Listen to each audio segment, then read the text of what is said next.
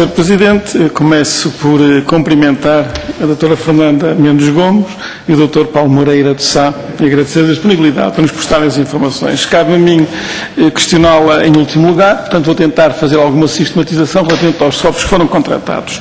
Portanto, a STCP tem 2 swaps identificados no relatório do IGCP, com os números 99 e 100. O número 100 é um swap contratado em que a contraparte é o BNP Paribas, para um subjacente de 25 milhões e que no dia 31 de 12 de 2012 tinha um valor de mercado negativo de 12,8 milhões de euros. Cerca de metade do empréstimo subjacente. Foi cancelado no dia 16 de maio de 2013, tendo que a STCP que pagar 8 milhões de euros ao BPN Paribas, dinheiro que em última instância será pago pelos contribuintes. O outro swap, identificado com o número 99, é um snowball. Foi contra a contraparte ao Banco Santander, para um subjacente de 25 milhões de euros, para um empréstimo de 25 milhões de euros, tinha no dia 30 de junho de 2012 um valor de mercado negativo, de acordo com o GCP, de 81 milhões de euros. Alguns meses depois, a 31 de dezembro de 2012, esse valor negativo de mercado passou para 105 milhões de euros, o que, em números redondos, é 4 vezes superior ao subjacente. Portanto, a STCP comprou um swap, ou quando se celebrou um swap para segurar o risco de um determinado empréstimo, e esse swap custou, ou custaria, de acordo com este cálculo, o quádruplo daquilo que representava o empréstimo. É um bocadinho como ir comprar um carro e a seguir tem que fazer um seguro, é obrigatório por lei, e vou contratar um seguro que custa 4 vezes o valor do carro. Coisa que habitualmente não acontece, que eu saiba. Ora bem, ainda por uma questão de rigor, o snowball, que disse, tem uma característica, tentou passar a ideia que poderia recuperar até 2022 se as condições de mercado se invertessem. E isso temos que clarificar. Primeiro, um snowball, desde que começou a ser cobrada a taxa de acordo com as condições do contrato, 2010, 3 anos depois da sua contratação, subiu sempre, a um ritmo de 2% por semestre. Portanto, não houve nenhum momento em que a barreira dos 2% fosse ultrapassada e fosse aplicado o cupom digital. Portanto, contrataram em 2007, essa cláusula entrou em vigor de snowball em 2010 e a partir daí, todos os 6 meses, a taxa subiu cerca de 2%. E porquê é que subiu cerca de 2%?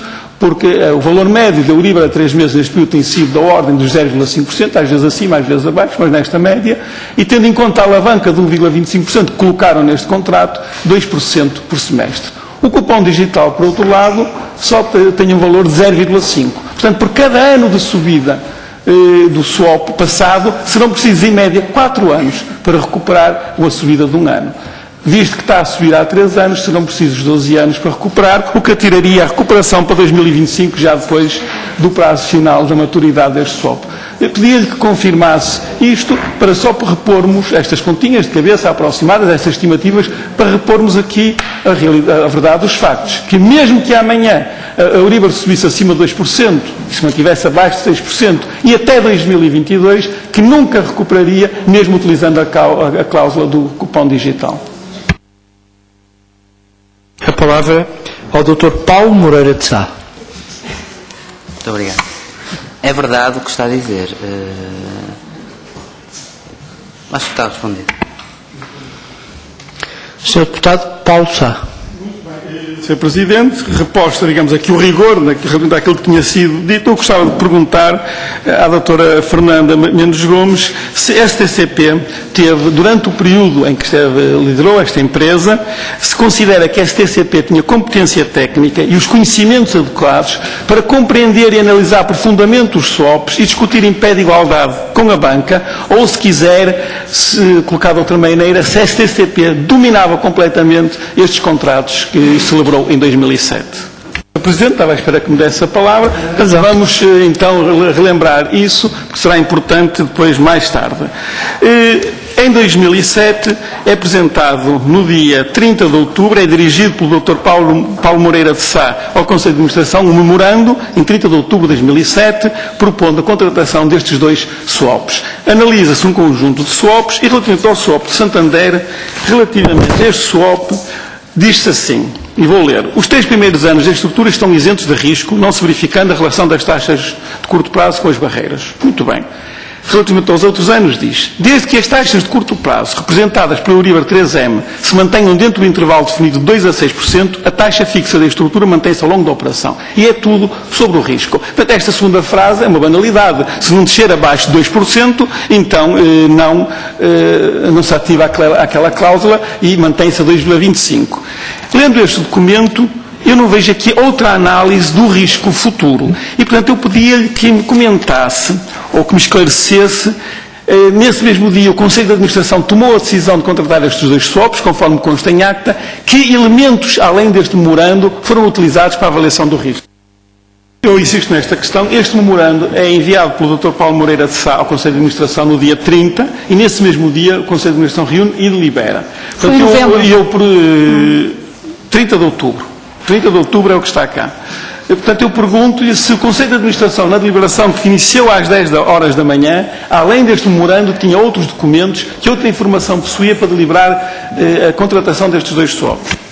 Normalmente tinham discutido esta questão e analisaram o risco. Muito bem, então, durante esta audição disse, eu cito, o risco não parecia grande, probabilidade de ocorrência daquele evento baixíssima de acontecer, e eu pedia-lhe que me explicasse como é que foi feita a avaliação do risco, que riscos é que existiam, como é que foi quantificada esta probabilidade do evento improvável acontecer, o mais detalhadamente possível, com base nos documentos que nós não temos, mas que discutiram informalmente antes da reunião. Foi considerado algum cenário em que a Euribor a 3 meses estivesse abaixo de 2%? Conheciam os riscos, mas mesmo assim decidiram avançar para a contratação de um swap que hoje apresenta um valor de mercado negativo 4 vezes superior ao subjacente. Isto foi em 2007. Entretanto, até 2010 pagaram 2,25% de taxa, mas a partir de novembro de 2010 a tal cláusula era ativada e, como a Euribor estava abaixo de 2%, iria subir então ao ritmo a taxa de 2% por semestre. E ficaram, naturalmente, presumo, aflitos e tentaram reestruturar o swap. Há uma proposta de reestruturação do swap que é dirigida pelo um e-mail dirigido pelo Dr. Paulo Moreira de Sá, a membros, penso, do Conselho de Administração, Fernanda Menezes, que é a sua doutora, Jorge Freire, Rui Saraiva, Sandra Vasconcelos, Lameiras, em que basicamente reconhece a incapacidade da STCP de gerir e dominar estes instrumentos. Eu gostava de ler o e-mail, que é datado dia 7 de dezembro de 2012, terça-feira, 12h10. Depois de fazer uma comparação dos 2 swaps, de analisar os 2 swaps, Santander e o do BPN Paribas, e estamos em 2010, é extraída a seguinte conclusão pelo Dr. Paulo Moreira de Sá, dirigido ao Conselho de Administração. E vou ler na íntegra. Conclusão. Parece-me que a STCP está a aumentar consideravelmente o risco de perda. Cada vez que fazemos uma estrutura destas, estamos a entrar em contratos que não dominamos completamente. E o valor do mercado não vai diminuir, muito pelo contrário, não vamos reduzir o risco, sublinhado, e não vamos controlar os encargos financeiros, sublinhado. As nossas contas vão deteriorar-se ainda mais.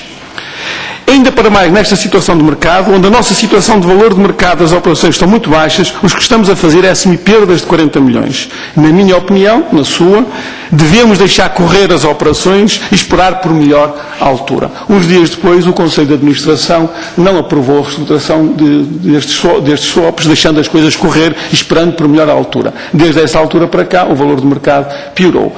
Este e-mail, há aqui um reconhecimento claro por parte da STCP, que não domina completamente estas estruturas que contratou. É o que está escrito neste e-mail, e eu pedi ao Sr. Presidente que pudesse distribuir uma cópia, porque há um reconhecimento aqui, claro, que não há um domínio destas estruturas, portanto tenho concluído que a STCP contratou algo que não domina, que não conhece, e depois o resultado foi aquele que se viu. Sr. Presidente, de acordo com a indicação que temos, a doutora Fernanda Menezes esteve na STCP como Presidente do Conselho de Administração até 30 de junho de 2012. Junho de 2012. 30 de junho, 6 de 2012. Sim. E a primeira pergunta que eu gostava de colocar é se até essa data, portanto, desde as eleições de 2011, junho de 2011 até 2012, foi solicitada pela Secretaria de Estado do Tesouro pela IGF, pela DGTF, pelo GCP, qualquer entidade destas públicas, toda a documentação relativa aos swaps, incluindo os contratos, correspondência, etc. Se foi feito até esta data ou posteriormente. E era isso que eu pedia, mas ainda a resposta é global no fim, portanto terá que aguardar. Relativamente, portanto, a pergunta está feita, vamos estar a fazer alguns considerandos. A STCP contratou em 2007 dois swaps de elevado risco, um deles particularmente nocivo e é assim classificado no relatório do GCP, que tinha riscos associados que, no caso de se materializarem, como se materializaram, levariam a prejuízos muito elevados. Os riscos materializaram-se num cenário pior do que aquele que a STCP julgou ser possível e isso traduziu-se em valor de mercado para um destes swaps 4 vezes superior àquilo que é o nacional. A equipa da STCP, segundo informou, fez uma análise detalhada dos riscos, portanto tinha consciência dos riscos que estava a assumir, sabia que as coisas podiam correr mal, mas mesmo assim decidiu contratar estes dois swaps. Eu entendo que isso é perfeitamente censurável, não se pode gerir o dinheiro público dessa maneira e isso é contrário ao interesse público. Para terminar, gostaria de dizer ainda que parece claro da análise que é feita da documentação, ou a análise da documentação indicia, pelo menos, que o STCP não tinha um domínio completo dos instrumentos de gestão que estava a contratar, existindo uma grande assimetria entre aquilo que era o conhecimento e a capacidade de lidar com esses instrumentos e entre as instituições financeiras, as contrapartes, e o próprio STCP. Assim sendo, o STCP não se devia ter metido naquilo que não compreendia totalmente, ou então devia ter contratado as necessárias assessorias, consultado o Governo, pedindo ajuda a instituições que dispusessem desse know-how que permitisse colocar a STCP em pé de igualdade com o Governo, de forma a poderem discutir isto de uma forma simétrica. Aparentemente isso não aconteceu, registaram-se e registram-se perdas elevadas, potenciais, algumas dessas perdas potenciais já se materializaram em perdas reais e isso será feito à custa dos contribuintes e, mais uma vez, não podemos deixar de censurar esta situação. Muito obrigado.